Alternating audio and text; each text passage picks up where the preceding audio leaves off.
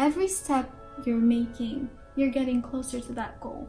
Even if you have no sight of that goal or that destination, it's about the process, not necessarily just about the destination of getting there. It's about how you get there.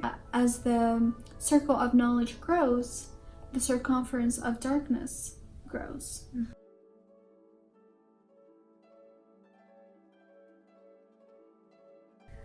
Today I have Kimberly Grau, and her moniker is Red Moth Art.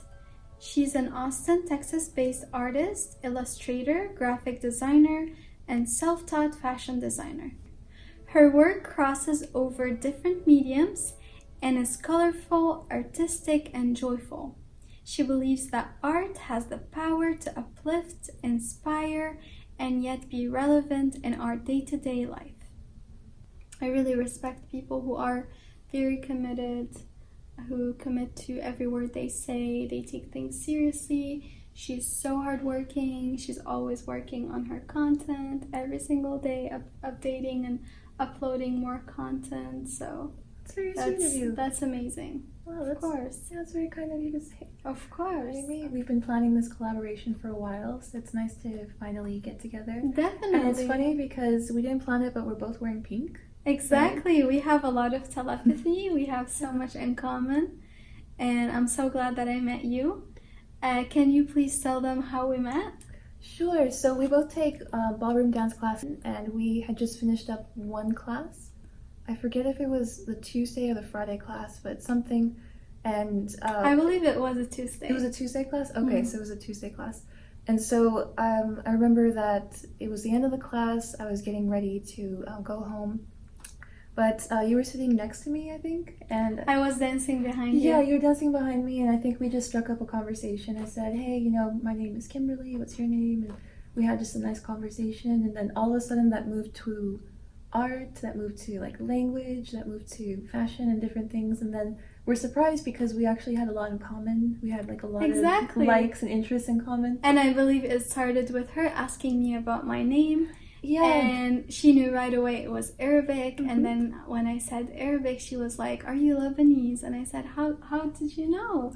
People usually ask me, where is Lebanon? Where is Lebanon on the map? And she knew right away that I was Lebanese. And we started talking about languages, how many languages we both speak.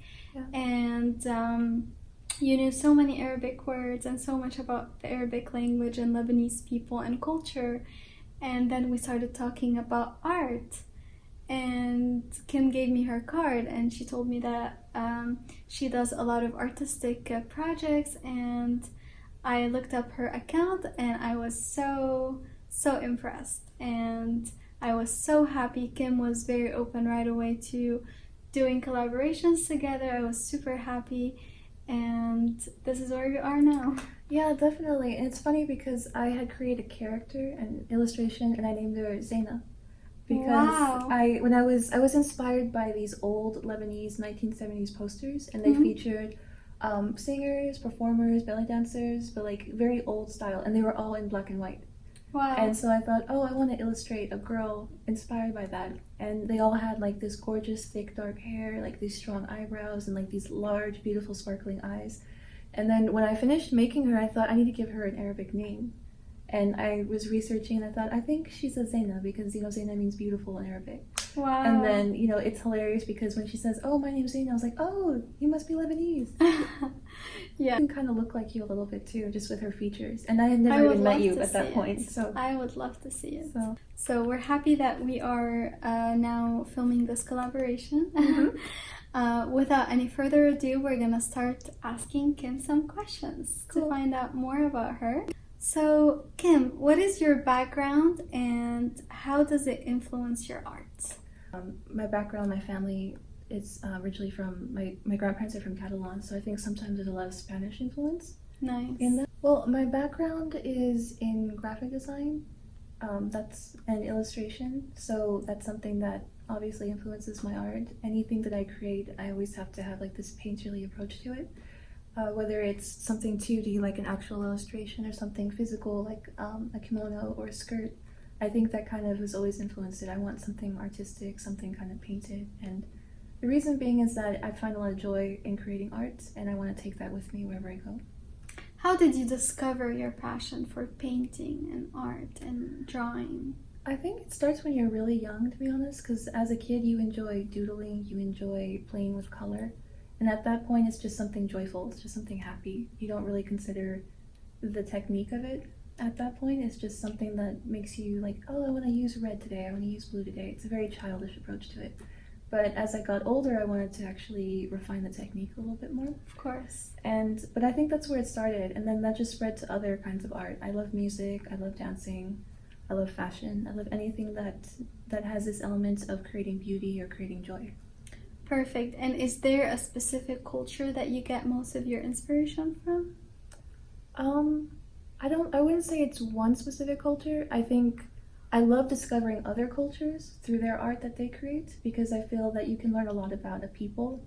You can learn a lot about another point of view through art, because I think art is the less intimidating way to learn, to learn another culture, because every single culture on this planet has some sort of art through its either paintings, its sculpture, its architecture, and you can kind of see what they were thinking. You can see what their principles or their background is. So I wouldn't say it's just one. I love researching about really any kind of culture.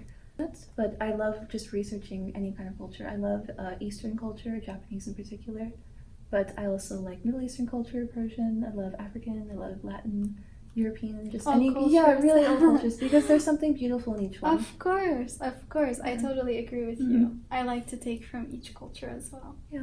And it kind of broadens your mind a little bit. You feel like, oh, the world isn't so dark anymore, because there's beauty. Opens your horizons, and it opens your eyes to so much beauty, so much significance in so many cultures, and you learn so much. There's unlimited number of things that we can learn from every culture. Yeah, absolutely. And so much wisdom that we can learn from every culture. And I believe, like you, that art is much deeper than what we see on the surface. It's not just about beautiful drawing, beautiful illustration, or beautiful dress, or a beautiful piece of art. How would you view art? What is art? I agree with that. I feel like art is an expression of a feeling. For me, like, I relate to the joy and to the positivity side of it, so I always feel that art is a reflection of that joy, that you have a joy in your heart or happiness in your heart that you're trying to get out. And let's say if it's onto a painting or it's something 2D, you are putting that joy and that effort into that, and then when you give it to somebody else, you're also giving a piece of your heart to them. And you're hoping that they receive that joy. Yeah. I love that. So, and then the same thing with fashion. I want to create something that when I take it with me, I'm taking that piece of joy with me. And then if I create something for somebody else, I want them to keep that joy. Of course. So I think that's how I see it. This is beautiful. It's like you give a piece of yourself to this person, because you created it with so much love and so much care, and you really put in your time and your effort in it and your energy, and each piece of art will be original and you cannot replicate it. Right. Even if you try to make the same piece of art, it's not going to be exactly the same as the previous one. Absolutely. I think that in any kind of art you create, even in music, for example, you're putting some kind of feeling into it, and you want that person to connect to that feeling through the words or through the melody. And whether it's a happy feeling or if it's a sad feeling, your listener is going to attach themselves to that. And so for me, I'm very careful, because I always want it to be a happy kind of feeling. I don't want to depress anybody or create anything very grotesque, just because I feel that I don't want to spread that into the world. I would rather try to give them something that will uplift them as opposed to depress them. Because I think we've all had moments of where we've been sad, we've had tough times. Of course. And we don't want to go back. We're like, no, I already overcame that. I don't want to go back to that. Yeah, definitely. And so that's something I kind of do. I do respect other people's art styles that might be kind of more on the sad side, because that's their interpretation. That's the way they kind of that's the way they figure out things in the world. So I'm not bad mouthing them. I'm just saying this is what I try to focus on. We're not bashing anyone. No, absolutely not. There's always different types of art. There's different types of beauty. So I'm not gonna shame any of that. Of course. I just try to focus on something that's more, I think a little bit more engaging, because I generally want people to feel happy when they see my artwork. Of because course. I'm happy when I do it. they're gonna be definitely happy when they see your artwork. Kim, I'm very interested in looking at the different types of art that you create. Can you show us the different types of art that you do? We heard that you were talking about your graphic design, your illustrations, your drawings. You draw also on clothes. So what are the different types of art? Can you show us some of your pieces and explain to us like each piece, what it's definitely about and what you focus on? The first portfolio I have here is my fashion illustration portfolio, so I'll talk about that a little bit more so. So right here we have my fashion illustration portfolio. Something interesting about fashion illustration was that before the advent of photography, this was really the way to communicate the new looks from different fashion houses. And it's kind of a dying art, but it's coming back into vogue now, and something that I really love. So right here we have one of the pieces of my little redhead right there, and here. But I really wanted to create some kind of interesting brushwork, so it looks like her vest is kind of flowing away in the breeze there. And I always try to communicate some kind of feeling in each fashion illustration. This one right here, I wanted to be like this really bold 1950s style. She's driving down a convertible and she's just looking fabulous.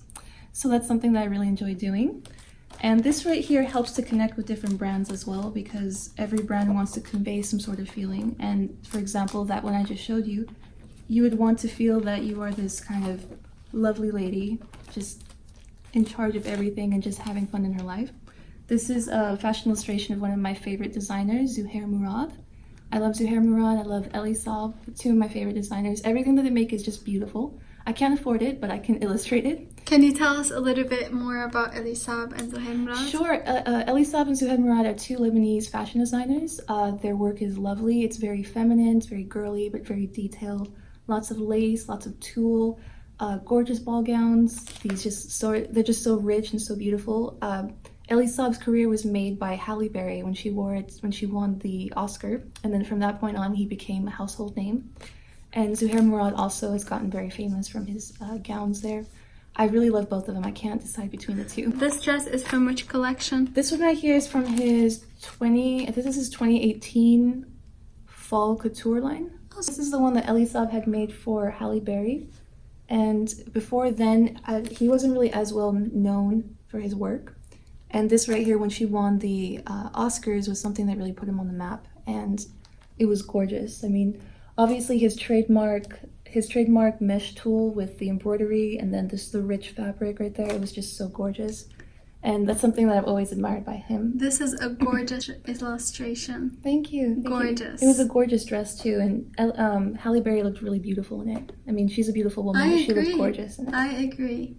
Before her, I think it was like maybe out of the picture to wear something like this. Mm-hmm. Like this type of top and a dress. Like this was too much. Yeah. Now I think like we're more used to the idea. Mm-hmm. Definitely. So I really enjoyed illustrating him, his work there. Speaking of Zuhair Murad, here's another one of his bridal lines. This was worn by I love this one. Chanel Iman, so like the daughter of Iman. Yeah. She wore this. I think this was to her wedding as well. She had several dresses. Can you show us a close-up of it? Sure. And I believe actually that this right here is removable. It's a combination of like that nude mesh tulle with the embroidery and the beading and the 3D flowers and everything like that. This is gorgeous. His is one of my favorites. So this right here is just one of my signature pieces. I use Japanese watercolors, Kuretake Kansei Tambi, to be precise, because they are very heavily pigmented and very bright, and that's what I love to work with. This is exactly what I love. Yeah, I love working with that. I'm not affiliated with them, but if you want to reach out to me, let me know, because I genuinely love their products. And so I was inspired by, I think this was last year's summer, and I wanted to illustrate Summer Girl. If Summer of the season was a girl, what would she look like? And I felt like she would look like this. So this is a Japanese type of art, or is it just a Japanese type of colors that you're using? It's just Japanese watercolors that I'm using. Okay. The art, I think, is probably subtly inspired by Japanese anime and manga, because I love that. But it's a combination of what I like, which is some Art Nouveau, it's anime, manga, fashion illustration, all rolled into one. And I feel like it's kind of Spanish, all the ruffles. Yeah, in the skirt, and it's really and then the feminine. off the shoulder. Yes, I love the shoulder part. No, The floral crown, I think it's more like dreamy, like a princess-like. Yeah. And the long hair makes me think of Rapunzel. Yeah, definitely. Really beautiful. Something that I always include for some reason is like the hair has its own character, so it's always moving on its own. Because I feel that you can convey movement and a character in the hair. So that's why you'll notice in all the work that I do, her hair is like has her little life of its own. I love that. And so that's something, just a little fun detail. You're always showing the movements in the picture, and I love that. Because I want your eye to move along. Yeah, breeze, wind, and a lot of life. Right, absolutely. Yeah. Art is life to me, so I want you to feel lively when you look at this. I want your eyes to feel brightened by the color and by the movement and all of that there. And they are. Good.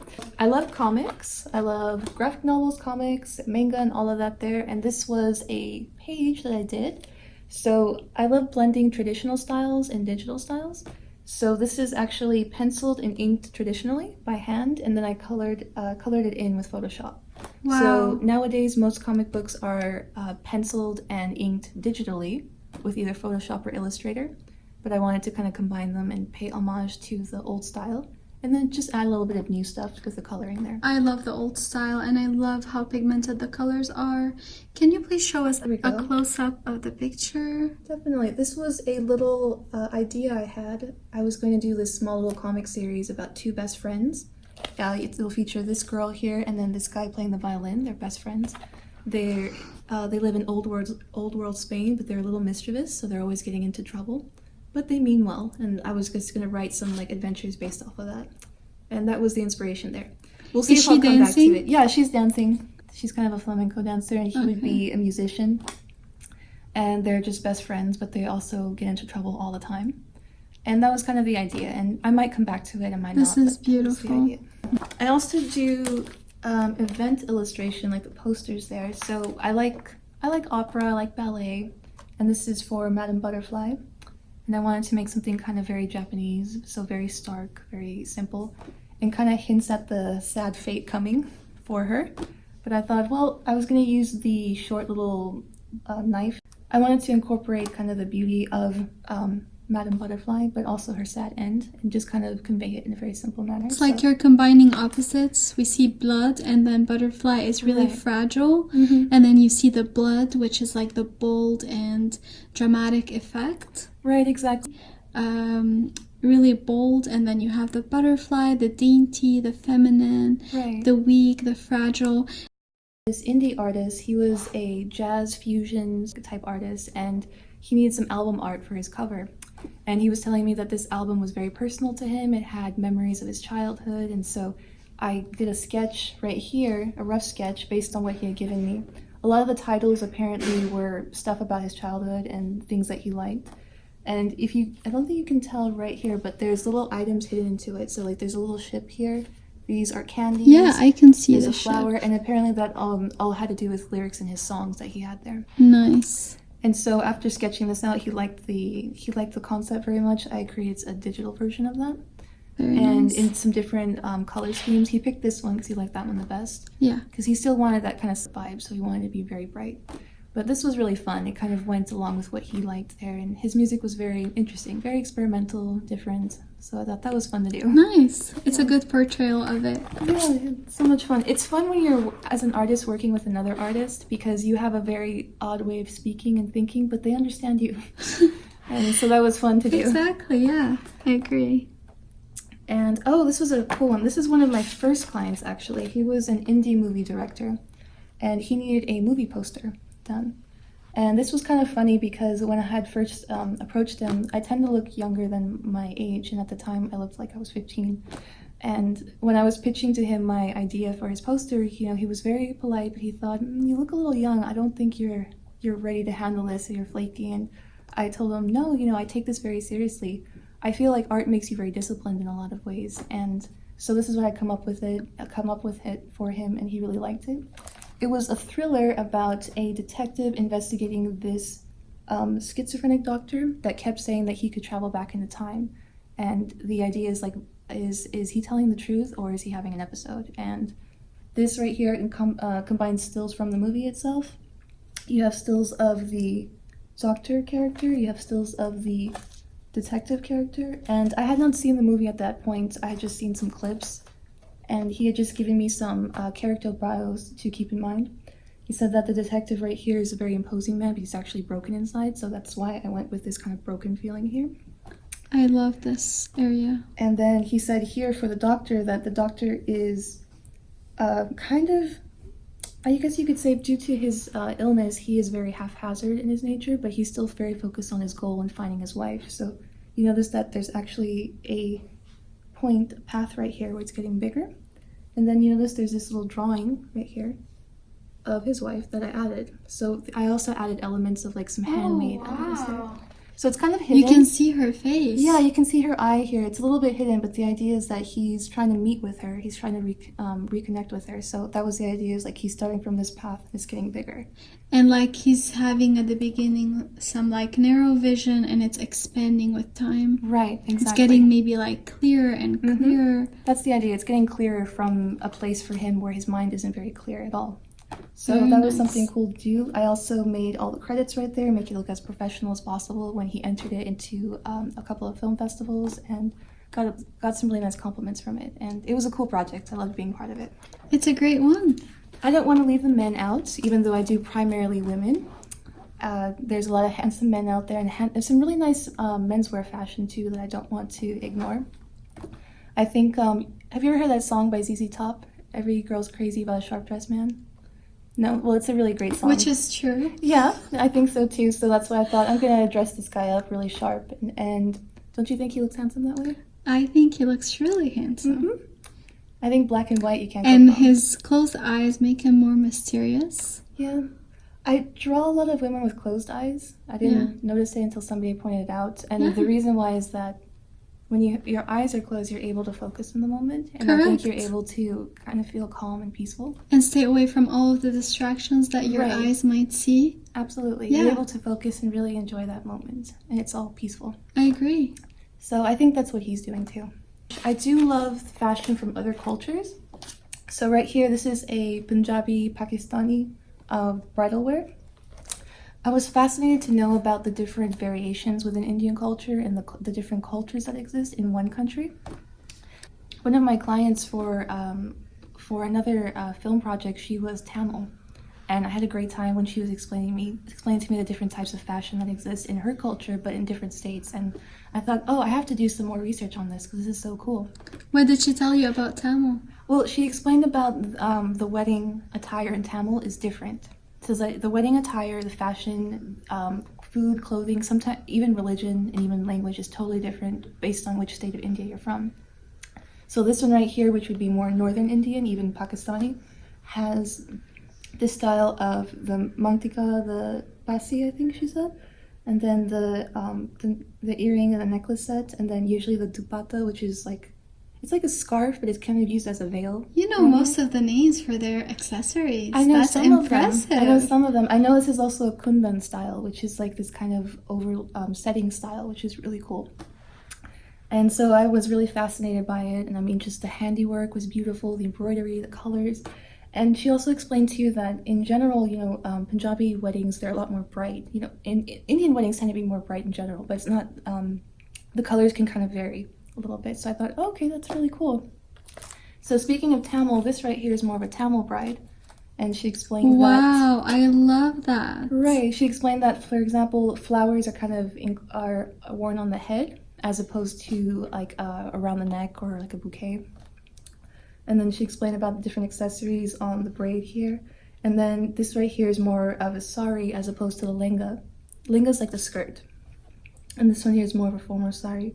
And then she explained the differences in the jewelry too. So for this right here, there is a choli top, but it's a lenga skirt.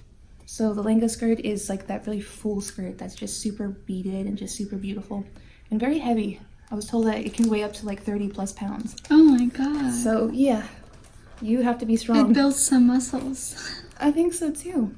And then right here, this was actually Genelia D'souza. She's a Bollywood actress when she got married. It was kind of interesting because of the fact that her and her husband are from different parts of India, so they had to have like a joint ceremony to honor all their traditions, and So this would be more of a Marathi bride. If you notice that she has a different type of headdress here that hangs at the sides. And then she has different colors as well. I really wanted to accent, the boldness of the red and the gold that she had. And then I think she also had little trims of like some green piping and stuff like that. So I thought I wanted to add all of that here. So this is what I have for the Indian style. This is beautiful. Thank you. Thank you for showing us. This is Aishwarya Rai at one of the Cannes Film Festivals wearing Michael Cinco. Sorry, she was in Cannes, but the designer is based in Dubai. I call it the Cinderella dress, and most people call it the Cinderella dress. And it is a Cinderella dress. It's a little bit darker than the one that we see in the original Disney Cinderella. But it's she looks beautiful. Gorgeous in it. This looks more like, to me, like it's glowing or sparkling. Like the white parts are more like sparkles.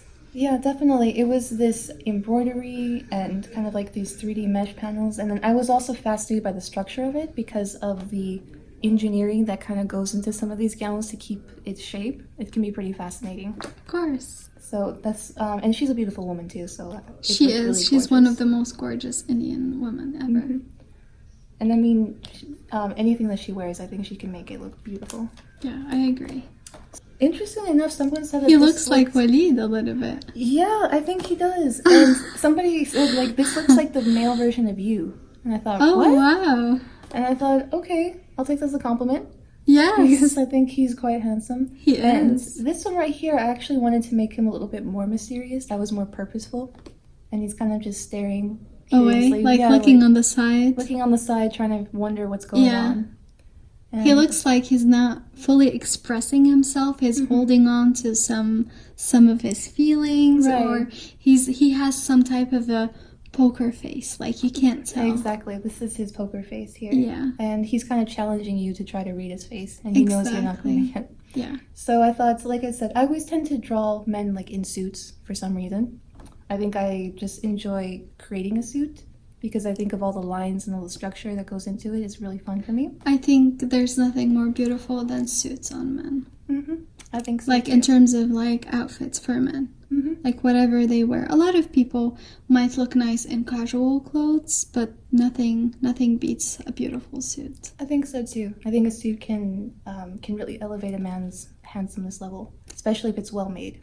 I agree. And speaking of which, here he is, just, I guess, trying to pretend that he's looking casual. Yeah. I'm just posing up against the panel here, and I try to do more of a blue suit. I'm trying to do something a little different. It's a little bit brighter as well. And I don't normally do a lot of menswear illustration, but I'm still trying to always include that because I don't want to exclude anybody, and because I do think beauty comes in all forms. And so I'm always trying to illustrate, a balanced amount of like beautiful women, but beautiful men as well, and then beauty in nature. So after meeting Zeina, she had talked to me about her fashion line, and I was really intrigued. She gave me the name of it, and I thought, yes, I'm definitely going to go check it out. And I meant what I said. I'm going to go check it out. And I had offered to do some fashion illustration, and she said, yes, please do it. So my biggest difficulty was actually narrowing it down. Because I thought, well, I only have time to do one, and so I need to pick one. But I couldn't pick just one, because they were all very pretty, so I thought I'll pick the three that I like the best. So I picked from her line Esther, I picked Cleopatra, and I picked Venus. So I'm going to talk about the Esther one first. So I was really excited to look at her line there. There were so many beautiful dresses, and I loved the explanation that she had given me, because she had explained that each one represented a woman in history, a queen, a princess, or some kind of mythological figure. Correct, and or so, like a goddess. Exactly. And I thought, oh, I like this. I like the influence already. And my biggest issue was actually just picking one, because I found so many that I liked. So I narrowed it down to 3. And so I picked the Esther dress, the Cleopatra, and then the Venus. And the Esther dress I really liked because obviously the connotations of the woman, the Persian queen.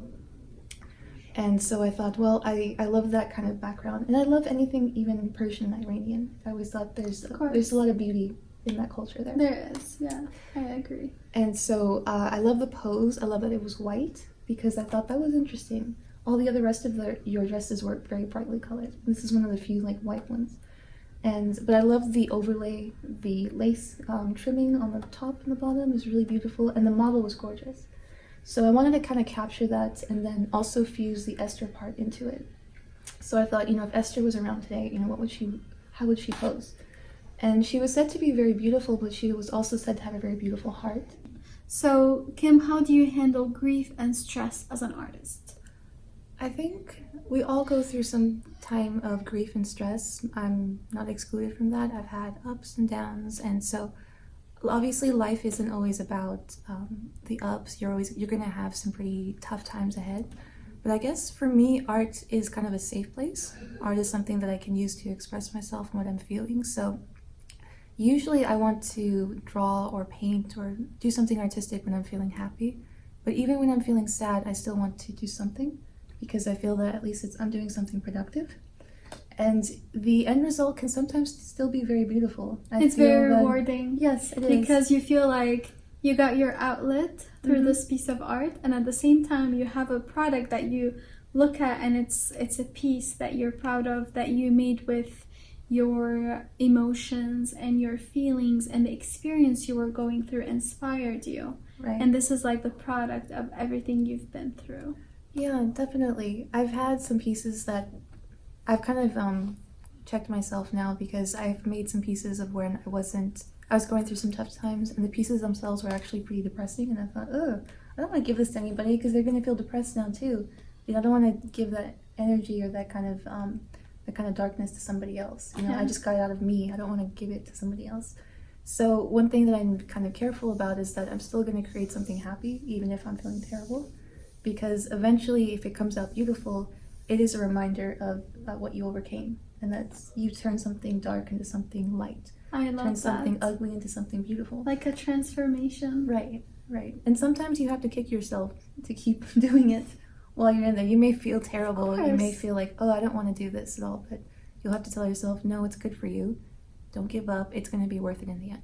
And a lot of people think that artists or people who make videos, like YouTubers, Instagrammers, or any type of artist, they always think, oh my God, what kind of life are they having? Mm-hmm. They can just sit in front of the camera and do something. They have no idea. It takes hours and hours and hours. Mm-hmm. Like, to film a video, it takes you 4 or 5 hours, depending on the type of video. From the setup, preparation of all the material, to filming the video, and then the editing part will take at least 8 hours. Wow. At least. See, I didn't even know that because I don't work in film at all, so that's something you've educated me on. Yeah, it takes a long time. And before that, as a viewer, before getting into this field, I would think, okay, what a better life than sitting in front of the camera and getting beautiful or making like an art, right? Mm-hmm. And now that I'm in it, it takes a long time. It takes a lot of commitment, a lot of diligence to be able to make something. Absolutely. Right? But at the end of the day, like you said, when you look at that piece of art that you made with all of the things that you're going through, you feel so happy because it reminds you that even in the moment of unproductivity, maybe, that you think like you're down, you're not feeling your best, you're not as happy as you want to be, you are really working on a project that will eventually bring you more happiness, more positivity, and will encourage you to keep going, right? Keep going towards that goal, because every step you're making, you're getting closer to that goal. Even if you have no sight of that goal or that destination, it's about the process, not necessarily just about the destination of getting there. It's about how you get there. And throughout the process, you get more experience about how to deal with maybe stress and grief, right? Yes. And then you will develop more strength and you will change your perspective of how you view things. Absolutely. A friend of mine, an older dear friend of mine, had explained that calamity or obstacles train you for the next one, and they make you stronger. Very true. For the next one. And if you may feel that, well, I'm not strong enough to really overcome my current one right now. How am I supposed to deal with the next one? But she says, no, you will. You will. You just don't realize it, because think about the previous ones that you went through, but you still came out of. So just at this point in time, you're going through something that years later you'll look back and you'll say, hey, I overcame that and I was stronger. So life is always about learning more. It's always about trying to improve. And the great thing about it is that you never get to the point where you say like, well, I've learned everything.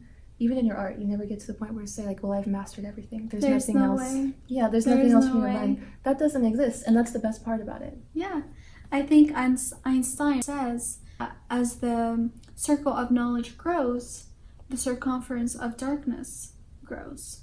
So the more we learn, the more we realize how much knowledge we lack. Yeah, I agree. So the more you learn, the less you know. Yeah, exactly. You realize how little you know. Yeah, definitely. Right? You realize, oh wow, I learned so much about this, and now I need to learn even more. Yeah. To kind of get better. And that's I think that's a really great thing to kind of keep in mind, that you're never going to be perfect, you're never going to know everything, and that's how it's supposed to be. And you have to keep that in mind always. I totally agree with you, because as artists, if we seek perfection, it's just gonna drag us down. Yeah. Because we will be comparing ourselves to countless numbers of people and artists that are much maybe more experienced than us, much better than us in terms of like their art, their talent. So it's always better to have ourselves as our competition. Yeah. We challenge ourselves to become a better version of ourselves every single day. Look into the mirror, we say, I'm proud of who I am today, but I'm content, but I'm not satisfied. And I'm gonna keep working towards becoming a better and a better and a better version of who I am. Yeah, I agree. I think perfectionism can be kind of subtly insidious, because you'll think, well, I'm just trying to get better. And that's a good thing to do. You should always try to get better. But you can go the opposite way, to the point where you're consumed with trying to be perfect when that doesn't exist. Exactly. You can't chase something that doesn't exist, and perfection doesn't exist right now. You'll never reach it. I agree. And that's something always good to keep in mind. Definitely. So Kim, tell me, what is your ultimate dream? My ultimate dream, I think, would be to make more of a living from just my art would be a good idea, because that way I can focus on it, and it's something that I can use to connect to other people. Even have like a small little studio in some way that shows my artwork or my fashion or something like that, to where I can have like a dedicated space or a showroom for that. That would be kind of really cool to try. Like an atelier? Yeah, like an atelier, but it includes not just the fashion, but even the physical artwork, because I feel that blends together, and it kind of can join together seamlessly. I don't think art needs to be always so separated, because I feel that it's meant to kind of blend with other things. Of course. Music blends together sound, but it also blends together fashion with the performers. Like you can't imagine a fashion show without music, like a silent fashion show. Absolutely. And then can you imagine a singer or a performer wearing something boring or simple? They don't. No, they don't do that.